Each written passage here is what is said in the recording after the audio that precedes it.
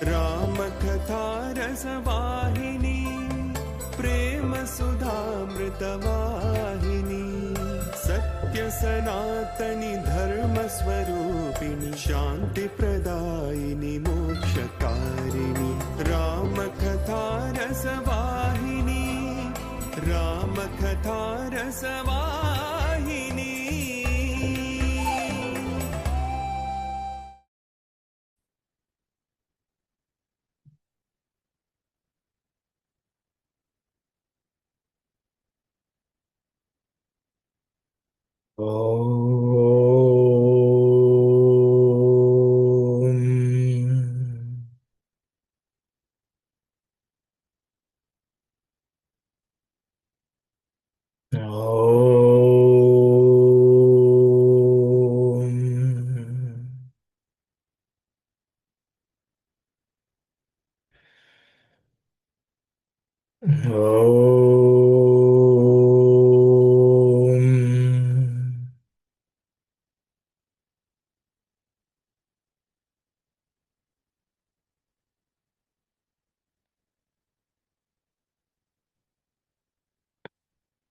Sai Ram, everyone. I would like to invite someone to give a summary of what was discussed last week, as I was not present. I don't know, I will... Auntie Mani Auntie, will you do, or Sanjay, or someone? Sanjay can do. Someone has raised a hand. Okay, Sai Ram, Sister Anjani.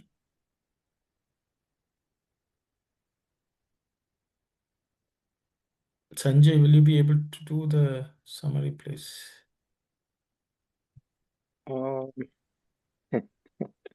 Okay, otherwise I will just go through the slides.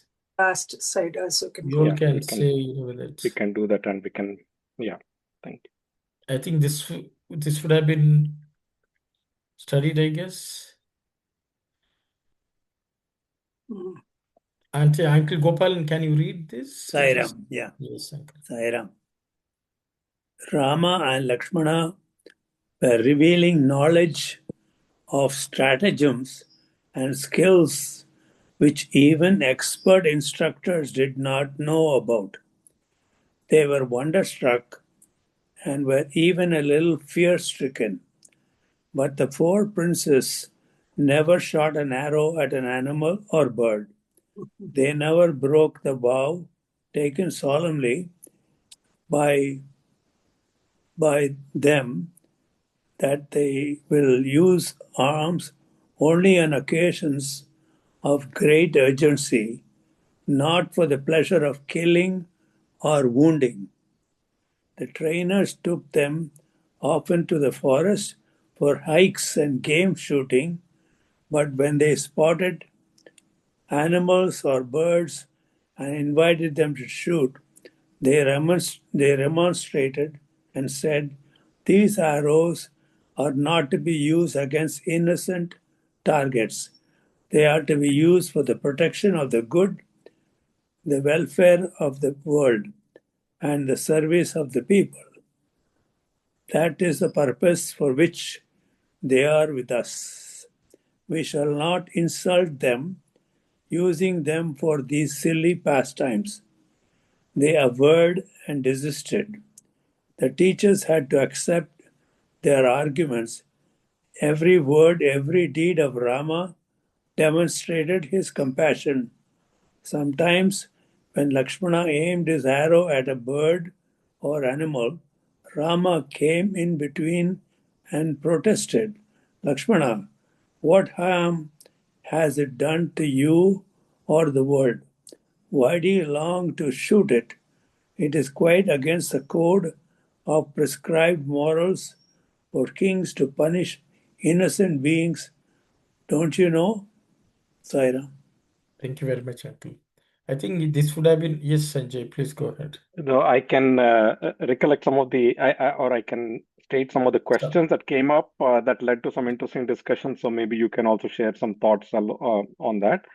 One of them was, as a Kshatriya Dharma, they're supposed to train to be willing to kill? And if you do not practice killing, can you kill when we're in the middle of war? And some of the suggestions that were made, like one can always do target practice on dummies and so on. That was one interesting discussion that happened. And the second one was, if Lakshmana also was equally divine as Rama, why did Rama have to correct him? That was one of the questions that also came up. Those were the two major discussions. Auntie, am I correct? Sorry. Yes, what you said.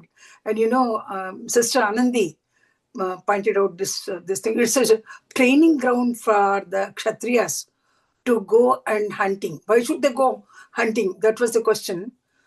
It was very necessary for Kshatriyas to go and for hunting and then try to shoot some birds or some animals, so that they can they will come to know how to aim at a particular target. That was one question we discussed.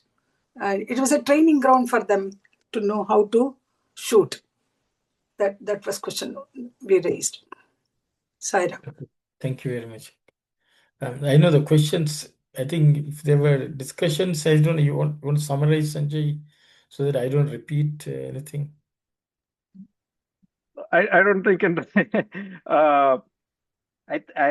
no, I think all of them really good points were, I think, as Auntie said, they have to train.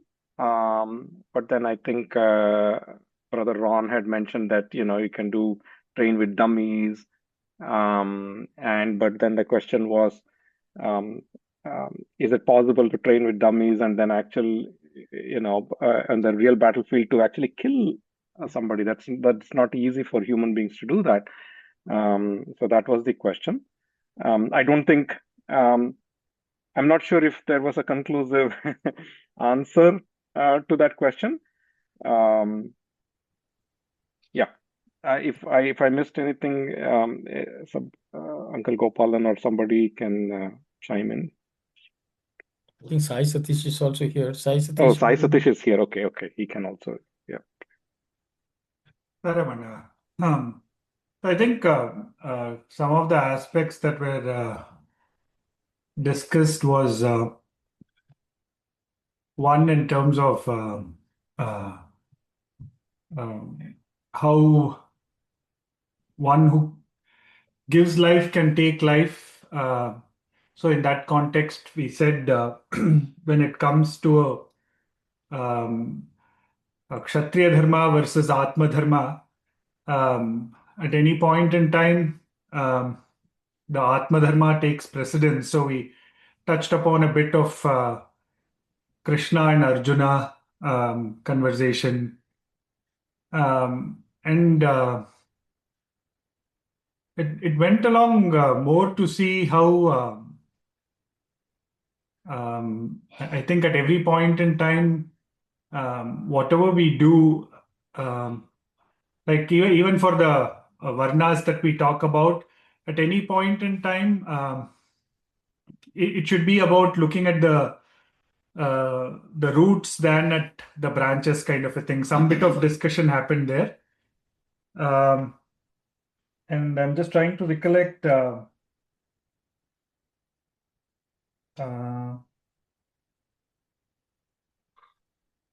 I think that's from my end, Anna. But it's around, yeah. And one more point I want to add: how Rama was quiet from his childhood. He was so compassionate. That compassion, which was the which was in him, greatest virtue, and he was trying to exhibit those things, manifest those things, even while he was a young person. Sai Ram. Thank you very much, Auntie. Yes, Brother Narendra, please go ahead. Brother, this discussion went on. It was very interesting. I've made some notes on that part, that there is a very fine and very important difference between skilling versus killing. They were supposed to acquire the skills, but yet not unnecessarily kill. So, we did talk at length about how they could get the training, but yet not necessarily kill unnecessarily. So, it was a very important point I think we raised. Thank you, Sai Ram. Thank you. Very nice, brother. Thank you. I missed, but maybe I will just share some ideas. I think Sri Rama, and as Auntie has said, it's Karuna Rasa embodiment. That's what Swami says. The entire Ramakatha Rasavahini itself is Karuna Rasa. And in this Karuna, I think Sri Rama did not exclude other forms of living beings compared to the human being. He, I think, felt that he had an equal responsibility to look after the other living beings as well. I don't think he ever put one living being or kinds of living being over the other. I think we can see that because of that, even during the war of Ravana, the animals came to his side. The animals supported. There were no human beings for Sri Rama to fight the war with Ravana. If we can say Jatayu, so many other factors we can see. So I think his story itself shows how the compassion he shows comes back to support his own journey in life. I think that's one, which also shows Dharma Rakshati Rakshita. Dharma protects those who protect Dharma. And I think that was the example which Rama wanted to set to the world, which is you protect Dharma. There's nothing else which will protect other than Dharma itself, which you protect.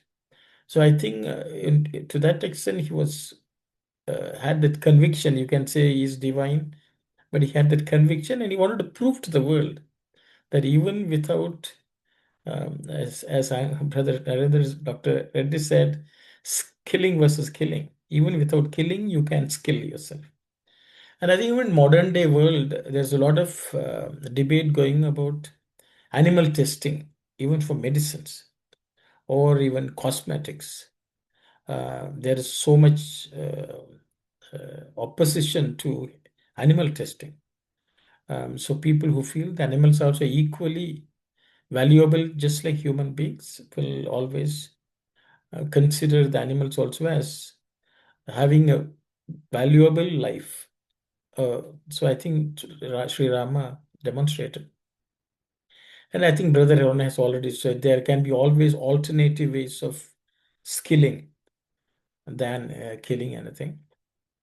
And I think it's also another matter that one who has mastered one's own mind can react to any situation with the velocity of the mind itself, with its control. So with that, they will be able to deal with any situation which arises. Because I think, generally the human understanding is any situation in this world, only if you practice in advance, you can deal with. But it's never ending.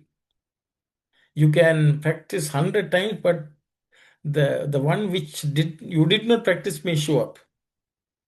I think that's all of us would have experienced in our own lives. We would have mentally prepared ourselves. We would have even planned lots of things. But then suddenly something which is totally unforeseen will show up. And then we will not know what to do with it. Because we'll say we didn't prepare for it. So I think in the spiritual world, preparation is of a different kind. As Swami, I think there are many discourses. I think Sri Rama, I think, demonstrates it. And I think he will continue to demonstrate throughout the Ramakatha Rasavahini is the way I feel. And I will just comment on the Lakshmana question. It is said that Sri Rama had 12 kalas. See, all of us have amsa of divine amsa. Even we have. Maybe we have half or quarter or maybe a small minuscule of that. Amsa. But of the 16 kalas, which makes a person a Purna avatar, Sri Rama is said to have had 12 kalas. And the three brothers had one kala each. And the Sri Parasurama is supposed to have had the other one. So that is how Sri Rama was much different and of much higher spiritual, what's it, divine Amsa he was. Devamsa Sambhuta means he had more Amsas than the brothers. And Lakshmana had only one compared to Sri Rama having 12. And I think that's what I would say. And also why that was so is because just to show us, even we who have just maybe one or half a quarter kala or maybe less than that, also we can strive to be like Lakshmana, who was always subservient and obedient to Sri Rama. I will stop there. So Sri Lakshmana was much more of a closer to us than when Sri Rama is the way I would say. I'll stop there. That's my limited understanding. I hope that helps to complement whatever discussion went on. Okay, does anyone have anything to say in addition to whatever we have all discussed so far? Sai Ram, Shankar here. Yes, sir. Say also the word killing is probably negates when the heart of to defend a country or to kingdom is more than the real word killing comes in there. Also, in this, Swami has definitely said in the last sentence, the code of prescribed morals for the kings. So one of the morals probably is to defend the country.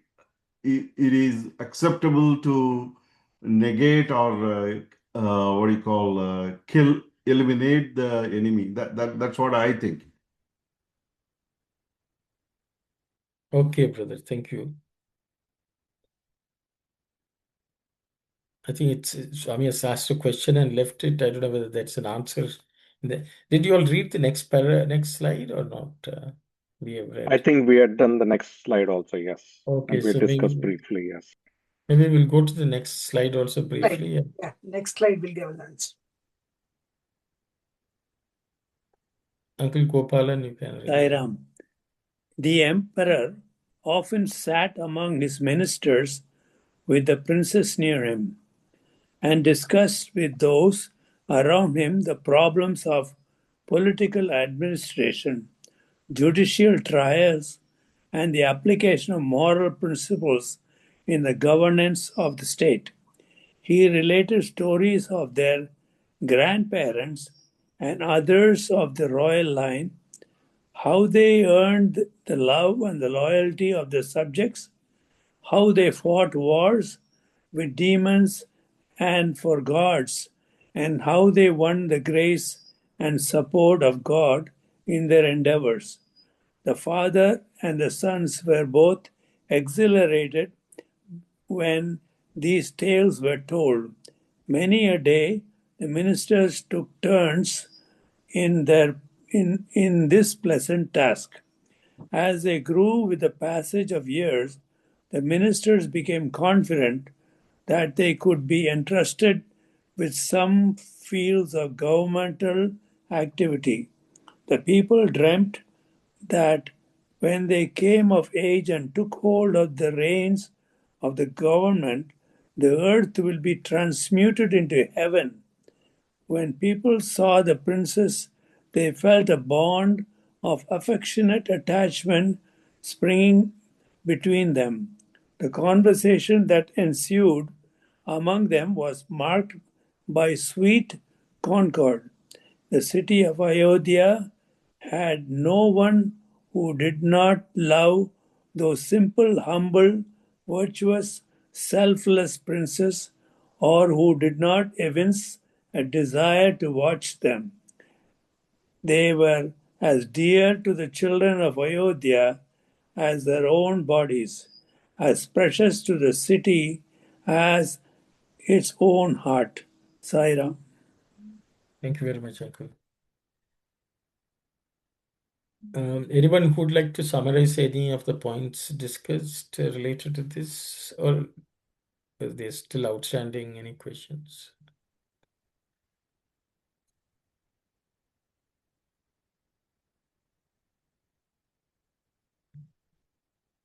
Sai Satish. Fair enough. So I think one of the points that we discussed was this was very much similar in line with what had happened earlier with Dilipa as well, where the subjects were the body and the king was the heart. So on similar lines here also we are seeing how the children really reflect the heart of Ayodhya and the subjects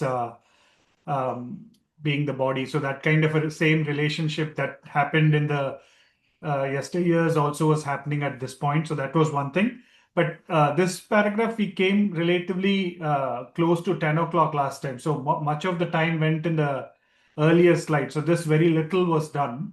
Okay.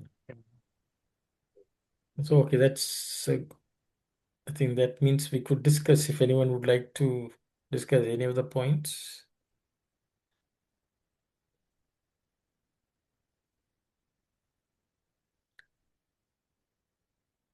See, one of the things which stood out for me was,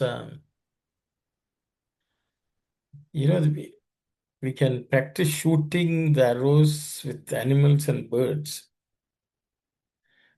But I don't know that kind of training, how much it will help the wars with demons. I don't know where one would get the skills to fight the demons. How they, means Sri Rama had to fight Ravana, and no amount of training with the shooting birds or animals would have helped him to fight Ravana. Though, he became a better archer. So I think there's much more to the skill than just physical skill, the muscle memory of the hands or whatever. I think that also comes through.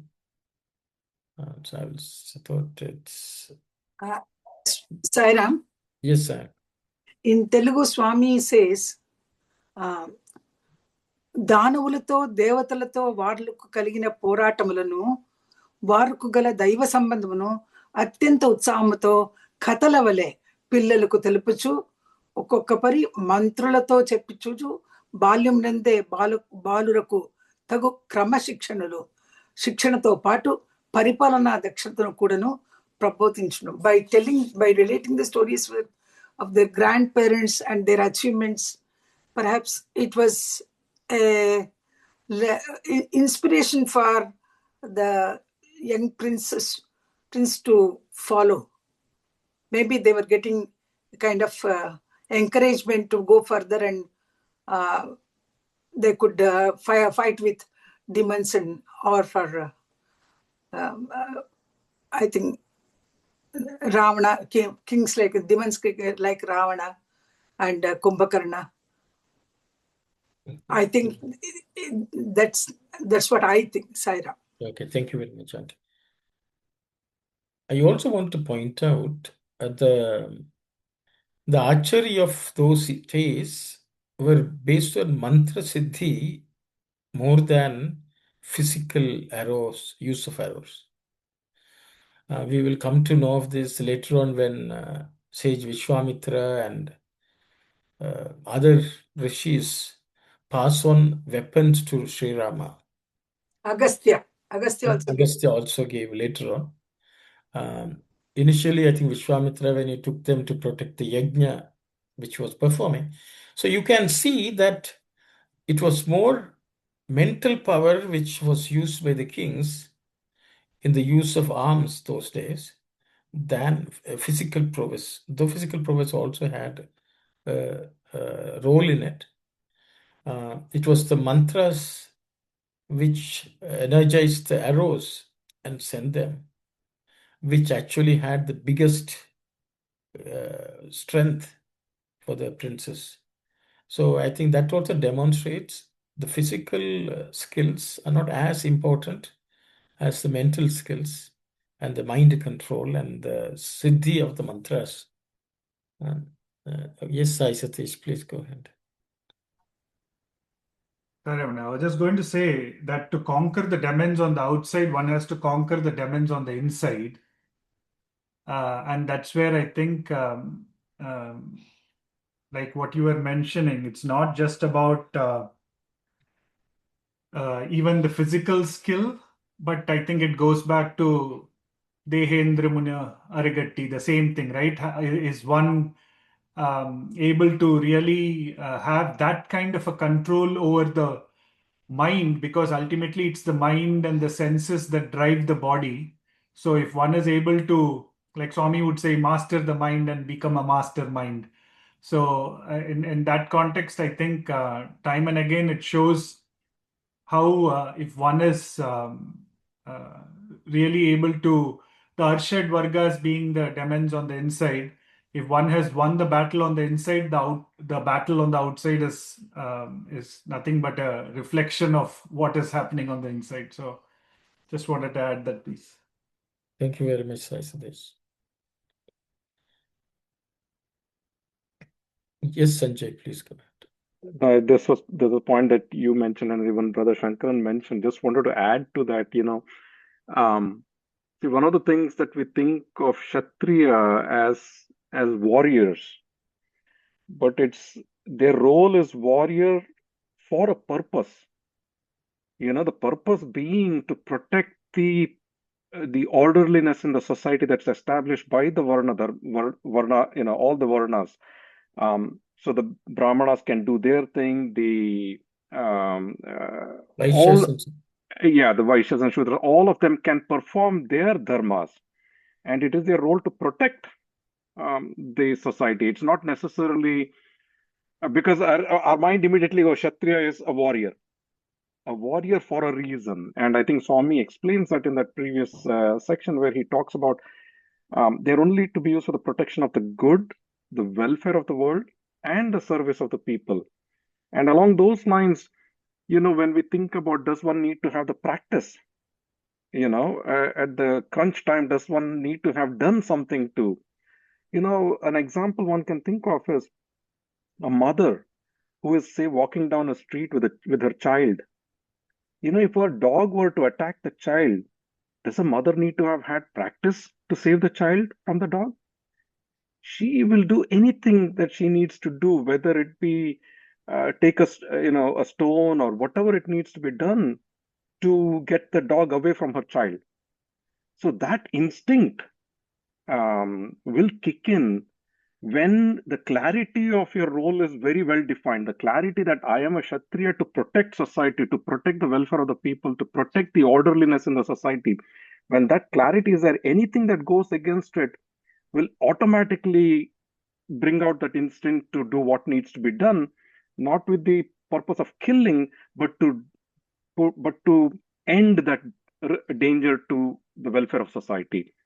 So in that sense, I think, and as you said also, it is not so much physical battle and so on. Just wanted to add that to this here. Thank you very much, Sanjay.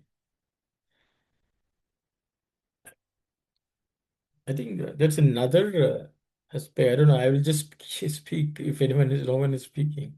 See, just to, yes, Dina, please go ahead. Sai Ram, I was just thinking regarding this whole thing is Astra and Shastra. There are two aspects. If you have a Shastra but no Astra, it's perfectly fine, but you need to take sometimes Astra in a hand to welfare of the society or the kingdom, saving kingdom. If you have only Astra and no Shastra, that is not good because it can go on a wrong path. So Shastra and Astra, when they go together, then it is the much better. And Sri Rama, I think, just lead that exemplary path. Sai Ram. Thank you very much, Bina. Thank you. I think one of the foundational beliefs of Sanatana Dharma is all knowledge is actually within each of us. All skills are within each of us. It's all a matter of bringing them out. There are various ways in which this can be brought out. But Sanatana Dharma would say if you look inward, you'll know something with which you will know everything else in the world. There's nothing else needs to be studied because everything will come naturally to you because you have connected to the source of all knowledge, all skills, all. So I think the path of spirituality, that's very essential. It's the same thing. Swami talks about various people who profess themselves to be uh, people of religion or in a religious faith or holy men who establish institutions, but the faith seems to be in money rather than God. Because they would rather charge people and justify that because they lack the faith in God as a provider of everything. So I think even as human beings, we also try to solve all of our problems with worldly material. It can be wealth, it can be power or whatever, without realizing that there's a bigger, higher source of all this, which can actually solve all problems. I think that is divinity. And I think that's Ramayana also puts that also into our domain of knowledge. A classic example is Hanuman. How much did he practice jumping over the ocean? We can go and start doing high jump practices and long jump practices. But he jumped over the ocean. Where did he practice? How did he practice? So these are questions I think which will come out later. The name of Rama itself was sufficient for him to do anything, everything. So I think this is because ultimately the study of Ramayana is to instill real faith in God, real faith even in Swami. The whole purpose of reading this is to know, because we have faith in the money. We want to say, how do we grow it? But we do not pay equal amount of, or very, even a small portion of that effort in building faith in God and God's name. So I think throughout the story of Sri Rama, we will come across situations where people with the name of Rama were able to achieve so much. So I think that's the purpose of studying this. So we can read in news, people are practicing target practice and this and that. They are great archers. Maybe it's okay from a worldly perspective, but there's a better source of all this, which is God and prayer. I think that's also something which I thought I would point out, discuss. Sai Ram. Yes, Sanjay, please go ahead. Sorry, no, actually, since you said about the Sanatan Dharma and what is inside, it just triggered in me because Swami does mention that in the case of Dronacharya and Arjuna, Swami says Dronacharya did not teach Arjuna anything. He brought out what was already inside Arjuna. Swami gives the example of digging a well. You did not create water, and you just removed the dirt that was covering the water, and the water was already there. So I just thought of it when you mentioned about the Sanat Dharma and what is already inside has to come out. Yeah. Yes, Sanjay. So many places, Swami, whenever he spoke about education, this is something which Swami has touched on. Yes, Ron, please go ahead. Sai Ram, it just reminded me of a famous saying of the Irish poet William Butler Yeats, who said that education is not about filling buckets, it's about lighting fires. And you can only light a fire if the fuel is within. So that's it. Sai Ram. Sai Ram, Lord, Sai Ram. Yes, Sister Aruna, please go Sai ahead. Ram, brother. I'm just thinking of something that you have mentioned before about the Kalasa. I know this is not related to this discussion, but I was thinking about this. You said about Rama had 16 Kalasa. And they are Kalas. all Kala. Kalasas and Kala. Kalasa. Kala. Kalasa. Kala. Kalasa. Okay. That 12 of them, Rama had it, and the one each brothers and the Parasrama. So is something we can see for Swami, like anything Swami had said, or something you know about Swami in that sense? Can you share a little bit of, because I'm thinking since that time to understand a little more.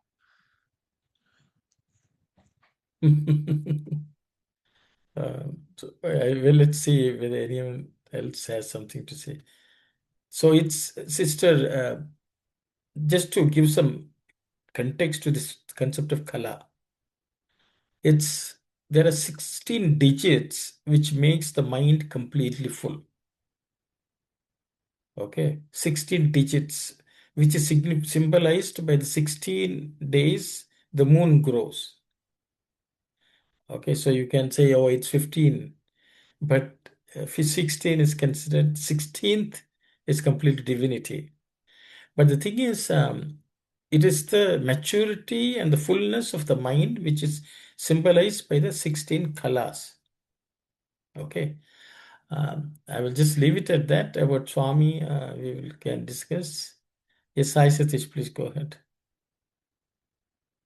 Raman, I was going to tell for the earlier point, but since Shivratri is coming, I think you can tell about the kalas and how the 16th kala can be addressed on the Yes. night of Shivratri. Yes, please. Okay, so you can say, yes, you don't have anything to add. I was going to say for the earlier point, and I was Yes, maybe please. telling because the same thing what Sanjay Anna mentioned, right? Like Swami gives the example of the sculptor who sculpts away the what is not part of the rock, or to reveal the idol. Basically, the idol emanates with every stroke that the sculptor has to go on that rock. He takes away what is not part of it, um, to reveal the beauty of the idol that comes. But one interesting aspect that Swami further extends to that, he says, even as that idol is taken and installed and worshipped, the pieces that have been discarded and are lying, those also say, I am also that. I am also the same thing only. But it's just that from a human perspective, this piece is worshipped and that piece is not. But actually, both are the same. So, as an extension of that, I was just seeing, ultimately, I think when it goes to that case of Advaita, even that ignorance becomes part of that. So the mud also is essential for the water to come. Likewise, Drona was essential for Arjuna to shine. So in that context, how everything in totality is needed. You need the rest of the pieces to essentially get to the beautiful sculpture. That was what I wanted to add as an extension to that discussion. And from Swami's thing, of course, we know we have both like the kind of avatars, Amsha avatar, Purna avatar, and going to, in the case of Swami or Lord Krishna, the Paripurna avatar. I think it's more in terms of the numbers that we speak about, but like maybe you should tell about the facets of the mind. And I like from Shivratri's context, I just it's just that when we come to the night of the Shivratri, it's just that one kala that needs to be overcome. And when that is devoted, and when the mind is fully offered to the Lord at that time by doing all of the spiritual sadhana and activities, then that last facet of that mind is also overcome. And in terms of getting to that level of amanaska or shunya state of the mind is totally achieved, and one is able to evince the divinity within. So that will lead to literally cognizing the Shivam within this, or the Dehi within the Deha. That is what can be done on the night of Shivaratri, and that's what signifies with the waxing and waning of the moon and waxing and waning of the mind as well. But I'll stop here, Sai Ram. Thank you very much, Sai Satish. Anyone else would like to share anything? The kala is not a matter, we're not reading about it, but I should have maybe spoken, because I spoke about it only in terms of Lakshmana and comparison of Lakshmana and Rama. But anyone would like to share any thoughts?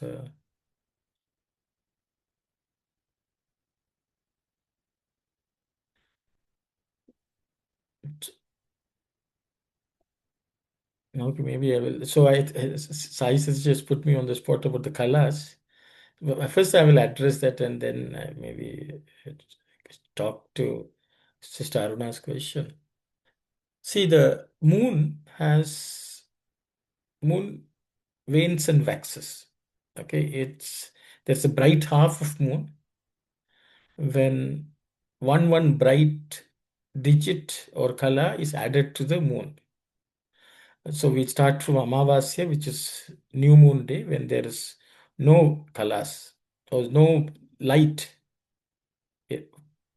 present in the moon. And every day, one facet of light gets added. And then that is how it becomes full moon, which is called the Sukla Paksha. What it symbolizes is the gradual growth of human being or human mind towards growing towards divinity. When the light is full in the moon, we will be completely effulgent. That means have full divinity endowed. The dark half of the moon, dark fortnight of the moon sheds one digit of light, which is replaced with a dark digit. So that means just the way in the Shukla Paksha he adds white digits, in the dark fortnight he adds dark digits. When the mind is capable of doing something positive, the mind is capable of doing something negative. That is the cycle of moon. So Shivaratri, I think I talked about Shivaratri. So a person who is going downwards towards tamas loses every single positive digit in that person. And when new moon comes, it's completely dark. So Shivaratri signifies two things. At that point in time, there are 13 days have passed. 13 dark digits have been added. And the 14th one is remaining.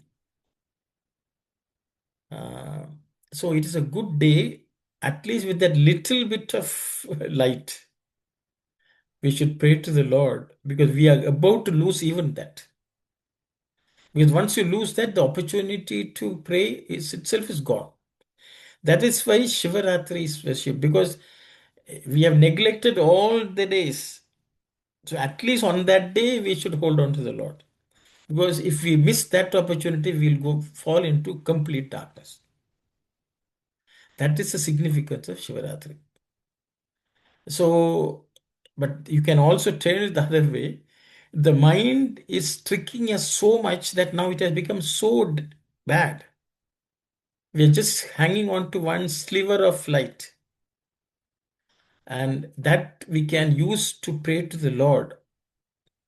Even though it becomes dark, the Lord will protect us even at that time. It's the significance of Shivaratri. So ideally, we should be praying all the time. But if you have not prayed, at least on that day, there'll be some small idea of God will be remaining. Let us capitalize on that. So that is the principle of Shivaratri. It's an opportunity. If we miss that, it becomes Shavaratri, as Swami would say. Okay, that's the last thing. So I think talking about 16 colors, I think Sister Aruna's question was, how many colors did Swami have? Okay. So there are many people who say Swami has 16 colors, Swami is Purna avatar and all that. Only another avatar can say how many colors the previous avatars had. We can all say, but without any knowledge. But I think Swami has also said all avatars come with all the colors, but they do not exhibit them. They exhibit them as required. So no one should think, oh, this avatar was less powerful than that avatar. The avatars have all the colors at their disposal, but they do not exhibit. So in the case of Rama, it's not that he had only 12 colors. He exhibited 12 colors. Why? Because he had others around him exhibiting the other colors. So he did not have to exhibit them. This also Swami has said, sister. So Swami says, all of you also have all the colors, but you'll have to work hard to bring them out. Whereas an avatar has at disposal, at their will and wish, all the colors available. So I think that's the way we should treat it. It is not that Rama was missing 4 colors. He had the colors, but he was not exhibiting. Thank you. So it was a good question. I think it's nice discussion we had because of this. So I think that's the way we should say.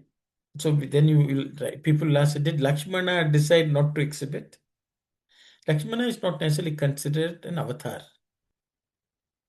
though he was endowed with divine attributes, whereas Rama exhibited.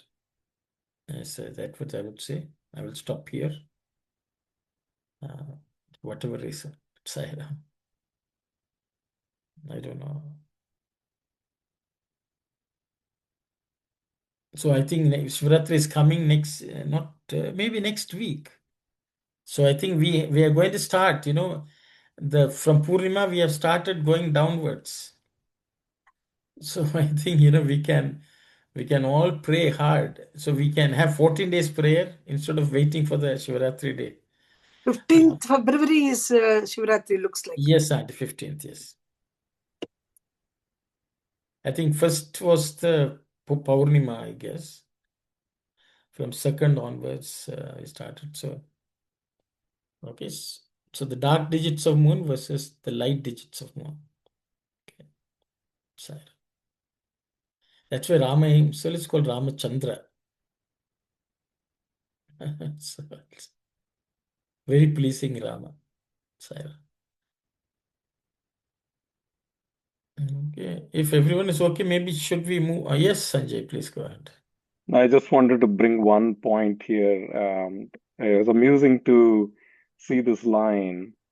The people dreamt that when they came of age and took hold of the reins of the garment, the earth will be transmuted into heaven.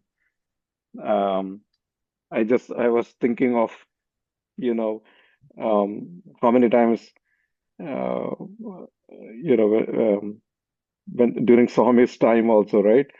We have darshan of Swami and then say, no, Swami has said golden age is coming, forgetting that we are looking at God himself. Where is the golden age going to come from? I always find that Amusing. I mean, I'm not saying it's right or wrong. I'm just saying, Yes, I think there's a beautiful story. Maybe Satish or you can recollect where, this gentleman who had fasted because of Vaikuntha Ekadashi, and he had come to see Swami, and then Swami gave him some prasadam, and he did not partake of it, saying like, no, I have to do puja, and then, Ekadashi. yeah, I mean, sorry, Ekadashi, yeah. So, and I think there are different versions of it, but nevertheless, it communicates a point, which is, Swami is in front of us, and then we are expecting a golden age to come another time somewhere. So and even in Treta Yoga, people were seeing Rama and thinking that golden age is going to come another time. So, so I thought the parallelism is amusing. Yes, Sanjay. I think on this topic, Swami has talked about Bhishma. When Bhishma was lying on the bed of arrows waiting for Uttarayana and Sukla Paksha, Sri Krishna had come along with the Pandavas, and he was standing in front of him for a few days. But Bhishma was still waiting for Uttarayana and the auspicious day. So Swami is telling that was Bhishma, because what is Uttarayana? The Lord himself is in front of him. He could have his darshan and leave his body, but he had so much more faith in the physical Uttarayana that he waited. It's like Kasturi Garu wanting mantra upadesham from Swami in Kashi, I guess, so. Correct, yes. Yeah, so sometimes we don't realize what we have in front of us, and we are waiting for something else to show up. That's what I think you were saying about Golden Age and Swami.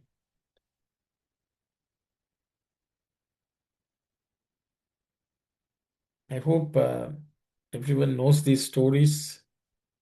If anyone does want to know to be said, I think you all have to speak up and ask. If not, we'll move on.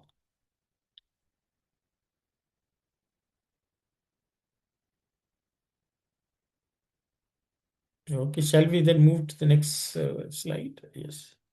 Yes, we should. Yes. Akil Gopalan? Sai Ram. Yes. When they were in the 11th or 12th year, one day Dasharatha called to his presence the minister Sumantra, who was the repository of virtue, and commissioned him to arrange for teaching the princess the spiritual science of liberation, the Paravidya. He said that however proficient a person may be in secular sciences, Aparavidya, Paravidya alone can give him the strength to carry out his Dharma, rightful duties. The highest moral culture must be imparted to them at this tender age itself. Do you want me to continue? Yes, and yes, we'll read. Or shall we stop here and maybe, okay, that's a good call by you. Maybe we'll read the Telugu and discuss this before proceeding. Thank you very much. Sai Ram. Auntie, yes. పిల్లలకు 10-11 సంవత్సరముల వయసు కావచ్చును. When the children reached between age 11 or 12, ఒకనాడు దశరథ మహారాజు గుణశాలి అయిన మంత్రి సుమంతుని పిలిపించి, one day King Dasharatha invited Sumantra, the minister who was endowed with great many virtues. Rama Lakshmana భరత శత్రుఘ్నులకు ప్రకృతి విద్యలైన అపర విద్యలతో పాటు పరా విద్యలు కూడాను నేర్పవలసి ఉండును. He told him for the children Rama, Lakshmana, Bharata and Shatrughna, along with worldly knowledge, which is Aparavidya, Paravidya, the knowledge of the other world also should be taught. పరా విద్యలకు తెలియక అపర విద్యలు ఎన్నినో ధర్మమునకో తగిన బలము చేకూరదు. Without the knowledge of Para, the otherworldly, the knowledge of this world, Aparavidya, will and even the dharma of related to the Aparavidya will not attain strength. ఈ లేత వయస్సులోనే Uttama Samskar, I think he has not read it. Yeah, one Yes. more. ఈ లేత వయసుననే ఉత్తమ సంస్కారములు హృదయమున చేర్చవలెను. In this young tender age itself, the refinement or samskara of higher state should be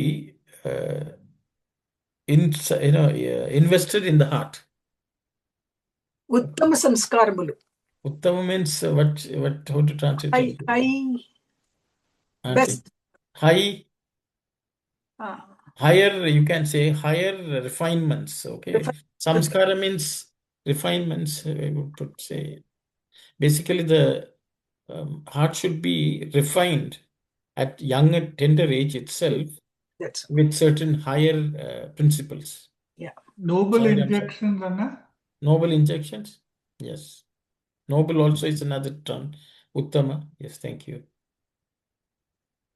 Sai Ram. Sai Ram. So we can discuss. King Dasharatha is telling Sumantra that they should learn Paravidya.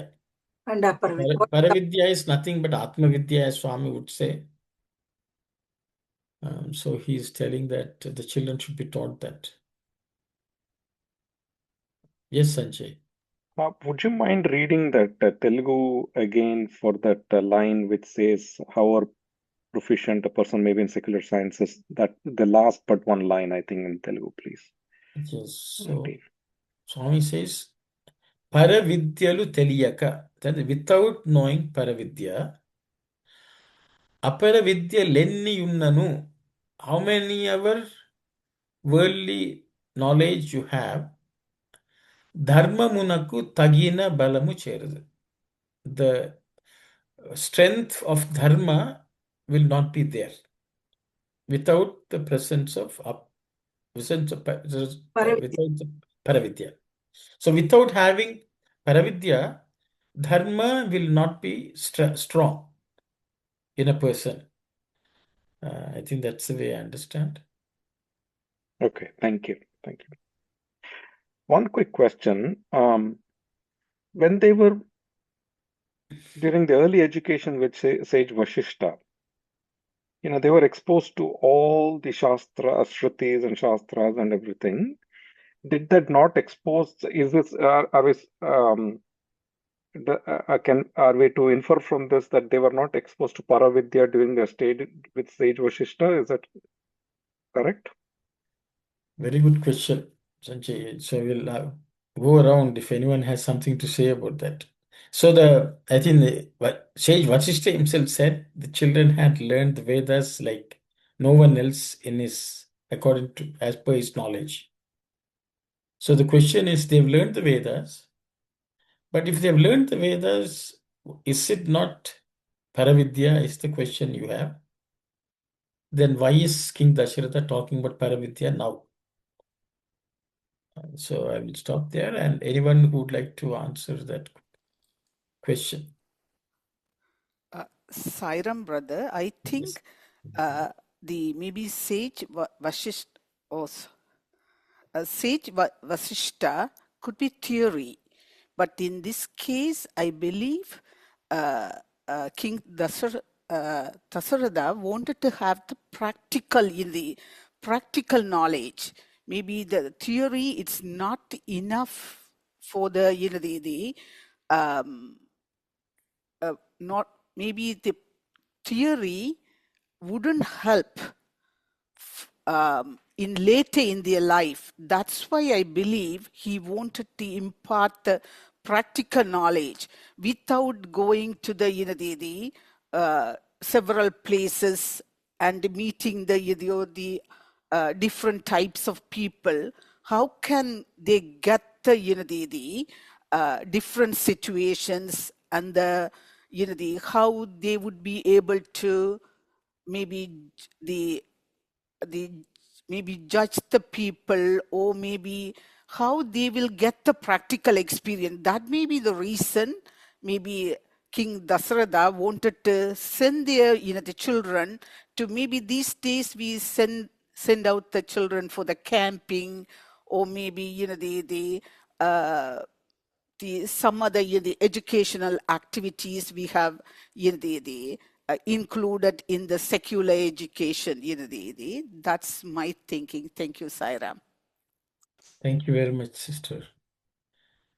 Yes, Sai Satish, please go ahead. Paramanda. Swami would say, Anta matramu nannu taluchute, anta matrame nenu. So Vashishta saw the absolute in Rama, and he very well knew that who had come. So for even as they learned the Vedas, they had learned the essence of it, and I think everything was known to them. But time and again, we see right from the beginning when Kaushalya went and told Dasharatha that I am seeing Rama here, I am seeing Rama everywhere, kind of a thing. He said, all that is your Brahma. It is so always from Dasharatha's point of view, he's acting as a good father, a good king. He feels now they have learned Vedas, now they have learned archery, now they should learn Paravidya and so on. So as a good father and a good king, he is doing what it is. But whether it is needed for Rama or Lakshmana is a different part in itself. Because once, from whom Vedas emanate and so on, for that person to learn Paravidya and the practicality of it is another part. But I would say this is how, it's more like beauty lies in the eyes of the beholder. So based on how each one perceived what they had to do as a duty in relation to Rama, they did that aspect. But whether that was needed for Rama is a different thing itself. Sai Ram. Thank you very much. Anyone else who would like to share your thoughts, please? Sai Ram. Yes. Dasaratha was thinking that his children were not still mature enough. That was his impression. So that was his judgment. Thank you. Thank you. Yes, Sister Vani. Sai Ram, brother. So is the question is Vedas are considered as Paravidya? Is that the question? Yeah, so I think, yes, that's the question, sister. Okay. If they have learned the Vedas, haven't they learned the Paravidya is the question. Sai Ram. Sai Ram. Yes, Auntie, please go ahead. Sri Krishna refers to this Paravidya, Aparavidya in one of the chapters. He says all the Vedas, all the Shastras, all these things are all Aparavidya. He says, and even Mandukya Upanishad also says the same thing. Paravidya is the, as you say, it is Atmavidya, which they have to learn. The highest type of vidya which they had to learn. But these, the archery and the Shastras, Vedas, they were thorough. They were all the four brothers. They were thorough with the Aparavidya, the sciences, the secular sciences. But they had to be taught about this Paravidya, that is Atmavidya. I think that's what Krishna refers here. And Swami also refers the same thing. Sai Ram. Thank you very much. Yes, Sister Vani, please go ahead. Yeah, similar to what Auntie was saying, I also remember reading somewhere that the out of the 4 Purusharthas, the first 3 are covered in Vedas, but the moksha is not covered, and that's why it's in the Paravidya. Thank you very much, sister. Anyone else would like to discuss anything? Yes, Sister Ananti. Sai Ram, in the modern world, so Paravidya, maybe the mastering in the Paravidya would be sufficient to handle, the today's world, even when when Brother Sanjay asked the question, maybe he wanted to clarify that one. But in this one, it says Paravidya alone can give him the strength to carry out his Dharma. But I got a little more from the Telugu version that, the little different the meaning that maybe, the without having the Paravidya, the maybe Abharavidya, it wouldn't be that that strong or the most useful. But in this modern world, maybe mastering the Vedas and getting know the Atma Vidya and all those spiritual kind of the education, it would be sufficient to handle the modern world. That's my humble question. Whether that would be sufficient in modern world. Sufficient for what, sister? Sufficient to lead the life in the modern world. Say for an example, I am here living in Canada. I am going to a Gurukula in India and mastering all the Vedas, and that would be sufficient to lead my life. Even in India or in anywhere in the world, that would be sufficient. Just thought my just a thought popped up in my mind. Okay, thank you, sister. There are people who think even that bit of Veda is also not needed in Kali Yuga because they are able to live well. So that's so there is people who think like that also. Anyone else has something to say? Okay, then we will go. So I think Auntie Mani Bhashyam Auntie has already said. In the Bhagavad Gita, Krishna talks about Vedas. And the most well-known verse is Traigunya Vishaya Veda Nistraigunya Bhava Arjuna. This is what Krishna says. So Krishna says the Vedas are within the domain of the three gunas. Three gunas are Sattva, Rajas, and Tamas. But Krishna says, but I want you, Arjuna, to be without the gunas. Nistraigunya Bhava. That's the instruction from Sri Krishna to Arjuna. I don't know, I should not be marketing the discourse. If anyone wants to know what is Nitrai Gunyo Bhava, they should. The GTA Center has broadcast one discourse of Swami this weekend, this Thursday. That's where Swami is talking about how we should overcome the three gunas. So I will leave everyone to go and read. So the thing is, when you study the Vedas, especially the Karma Kanda, which is the bulk of, the Samhita, Brahmanas, and the Aranyakas are generally of Karma Kanda, which basically gives certain rituals for just worldly existence. But they are considered of within this trigunas. And I think Krishna talks about it. People think, you go to heaven and come, that is the only thing and all that. General belief is that.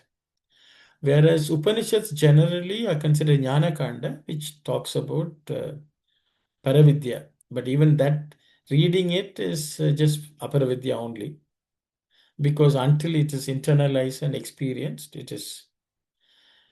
So I think that idea was there good for the King Dasharatha. That, you need to learn Paravidya.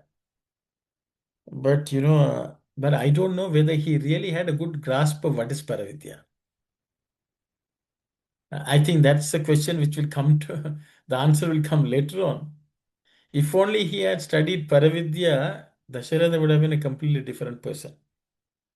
So I'm just reminded of all of us who think we are spiritually endowed. we are studying spirituality. I think we fall under the Dasharatha category because Dasharatha is nothing but one who is caught by the 10 senses. But we still think we know Paravidya. I think Dasharatha was falling under that category. Ideally, he should have gone and asked Sage Vasishta, shouldn't the children learn Paravidya? Please tell how to.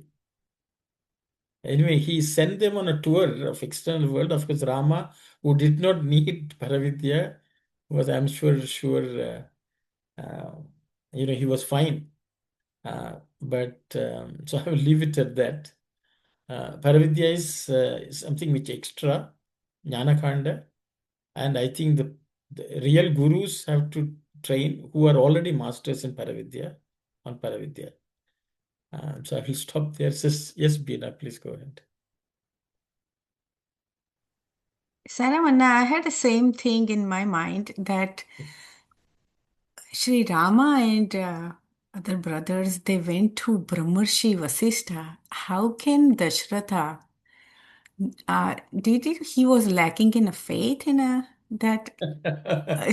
This is what I did not really, I was very surprised that why would even he think that he sent this prince, all of them went and the best they could get, like every single thing, including the Paravidya. But Yes. then what is the necessity for him to say it was lack of his thing or something else? That little bit, it is just a question for me. Yes, That why would he do that, Sai Ram? Thank you very much, Beena. Yes, there can't be a better guru than Sage Vasishta. He is the only Brahma Rishi. So when such a Brahma Rishi has already cannot teach. So sometimes, see, this is the Swami always used to tell the students when they used to go on vacation. When you go home, your parents will say, oh, you have suffered a lot.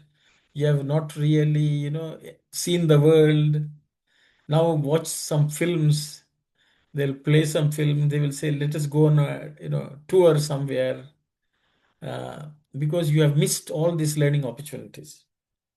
And Swami will warn the students and say, be careful what you do.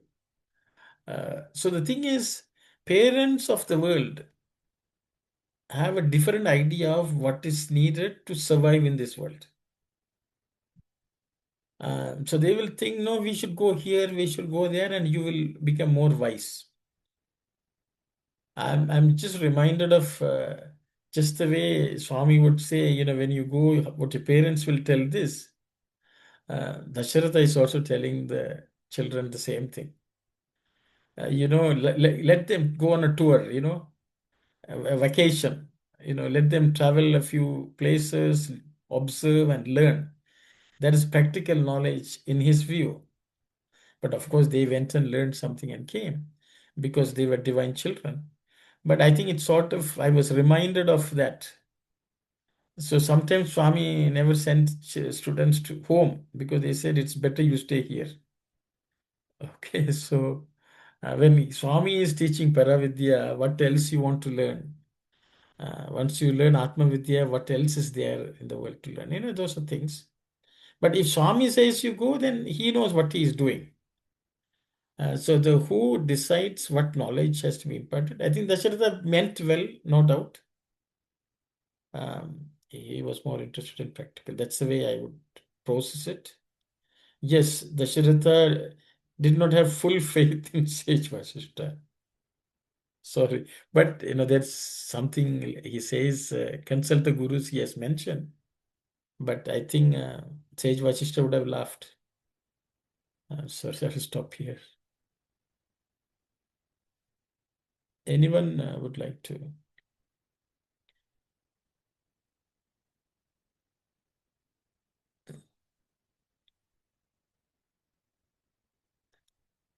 I think yes, Sister Vani, please go ahead. Apologies for my ignorance. So when Swami introduced educare to draw the divine qualities from within and as SSC education, and also for Atma Vidya, all his divine discourses and the Vahini series. Is that how he separated out like the Paravidya and Aparavidya?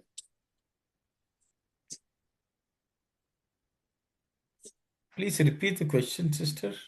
Sorry, brother. I'm still in jet lag. I don't know whether I have. No, maybe I will repeat what you Okay. said. You can say whether I understood correctly the question. You said Swami started Educare Balavikas program. Yeah. And also wrote the Vahinis and discourses he gave. Yeah. Is it all centered around providing Paravidya to us? Yes. Or are there distinction between Paravidya and Aparavidya? Okay, thank you very much, sister.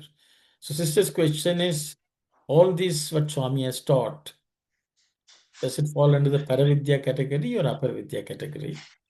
And can we treat this as Paravidya? I think that's a question. So, anyone who would like to answer, please go ahead. I think Sister Aruna, you raised your hand, but you put it down. I have a question, but once the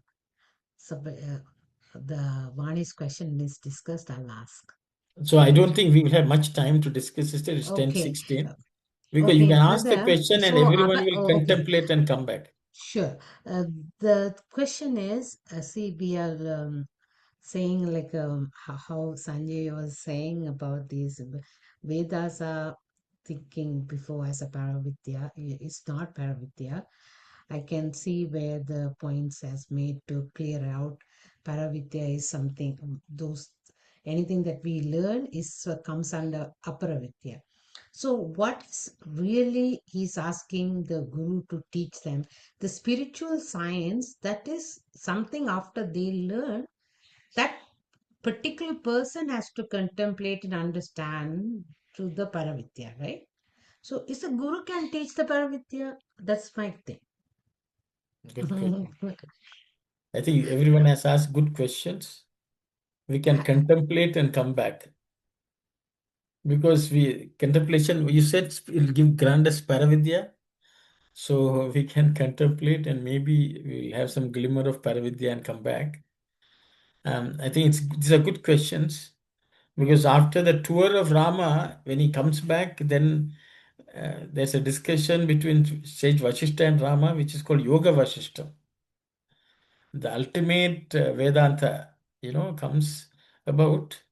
Very nice.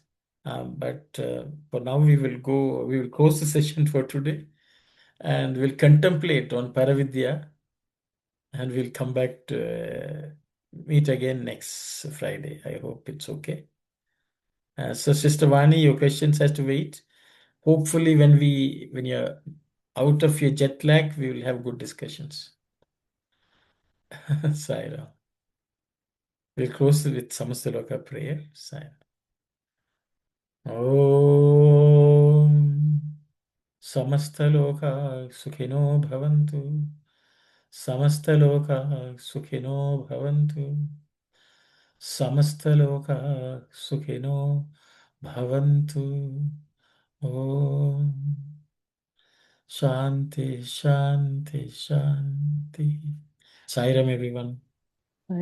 Oh, thank you, Sai Ram. Sai Ram. Sai Ram. Sai Ram.